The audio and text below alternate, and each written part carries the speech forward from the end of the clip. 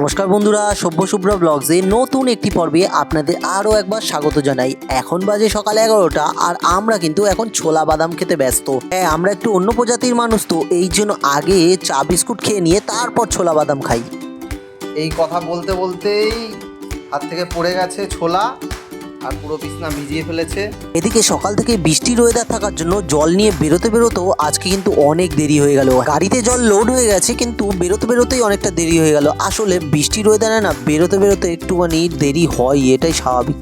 সামনেই জন্মাষ্টমী আসছে, আগামীকাল জন্মাষ্টমী। আর এই জন্মাষ্টমীতে আমাদের বাড়িতে যেহেতু গোপাল আছে, অনেক কাজ, তাই আমাদের রীতিমতো আজকে আর কালকে কাজের চাপ একটু কম করেই রাখতে হবে। এদিকে তিনার দাদের বাড়িতেও পুজো, সেই নিয়েও আমার একটু মাথা ব্যথা আছে, কারণ সেই গোপালটাকে আমি হাতে ধরে কোন্নগর থেকে নিয়ে এসেছিলাম। তাদের বাড়ির পুজোটায় তাদের চক্ষুদান, অঙ্গদান কী আছে যেন কর্মশাই বলছিল।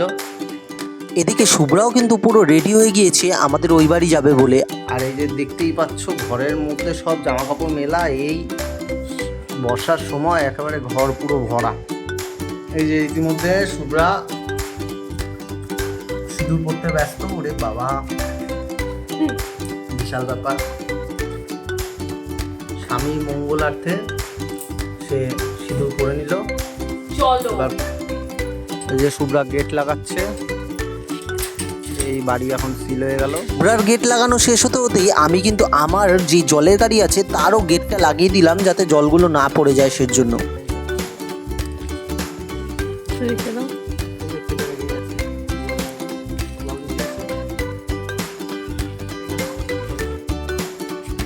কালকে জন্মাষ্টমীর পরিষ্কার চলছে। মা ঘর পরিষ্কার করছে। এদিকে আমার মা ব্যস্ত বাড়িঘর পরিষ্কার করতে, আর দাদা ব্যস্ত সকালবেলা উঠেই মোবাইল ঘাঁটতে। হ্যাঁ, মোবাইল ঘাঁটা দিয়েই আমাদের সবার কিন্তু আজকাল লাইভ শুরু হয়। এদিকে আমি বাজার থেকে জ্যান্ত রুই মাছ আর ভোলা মাছ নিয়ে এসেছিলাম, সেগুলোই কাটতে ব্যস্ত হয়ে পড়েছে আমার মা। ভাত খাসনি কেন? এক পদুবার করে না। ছি ছি ছি ছি ছি ছি ছি। পদু, তোরা ভিডিও হচ্ছে না? তুই দিয়ার টিপগুলো নিয়ে কি করেছিস? ফেলে দিয়েছিস? দেখি কপালে কি পড়েছিস, দেখি। ই মা,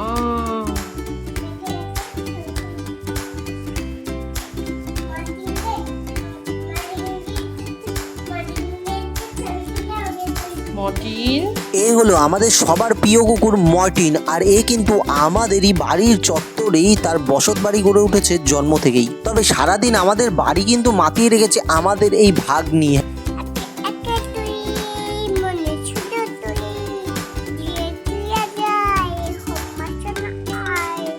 এই হলো আমার আরেকটি ভাগ্নি, যে বেশ কিছুদিন ধরেই বলছিল, মিমি আমি একদিন তোমার সাথে সারাদিন থাকতে চাই, তাই আজ সকাল সকাল তাকে নিয়ে চলে এসেছি আমাদের বাড়ি।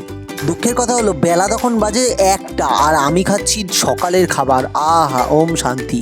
এদিকে আমার বউ একটি পার্সেল অর্ডার করেছিল মিশোতে, যেটি আজকে চলে এসেছিল, আর মাত্র 147 টাকা সেই পার্সেলটি সংগ্রহ করেছিল।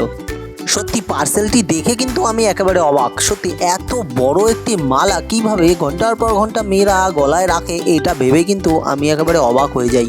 যাই হোক, পার্সেলটি কিন্তু দাম অপেক্ষা বেশ সুন্দর হয়েছে। এই যে এত বড় বুদ্ধা ছেলেকে কাজ থেকে এসে মা খাইয়ে দেয়। এখন ভাই সপ্তাহে একদিনই মুরগির মাংসের দোকানে যায়, আর তারপরে আসার পরে কিন্তু তার এত খিদে পায় তখন মাই তাকে খাইয়ে দেয়। আর এদিকে আমার বাবা তো টিভি দেখতে দেখতে একেবারে উত্তেজিত হয়ে পড়েছে, বাপরে বাপ। শুভ্রা এদিকে বেশ কিছু আদা, রসুন, পেঁয়াজ এসব ছাড়াতে থাকে, কারণ আজকে বিকেলে আমাদের বাড়িতে একটু বিরিয়ানি হওয়ার আছে। কারণ যারা রাখি পরিয়েছিল যেসব বোনেরা, তাদের আজকে একটু খাওয়া দাওয়ার ব্যবস্থা করা হয়েছে, তাই এসব আয়োজন। তবে এই পুরো পার্টিটি আয়োজন হবে রাত্রিবেলা, তাই এখনই সব রেডি করে রাখা হচ্ছে। আচার নিয়ে এখন কাড়াকাড়ি। এই যে মামার ভাগ্নি এখন আচার নিয়ে কাড়াকাড়ি করছে।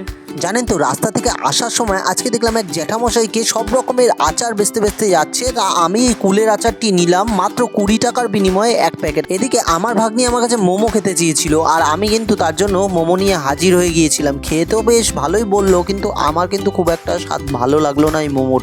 আসলে আমাদের এলাকায় মোমোর দোকানের সত্যি খুব অভাব। ভালো মোমো ও কোয়ালিটির মোমো পাওয়া খুবই মুশকিল। এই জন্য কিন্তু আমরা পারফেক্ট মোমো খেতে পারি না, অরিজিনাল কথা এটা।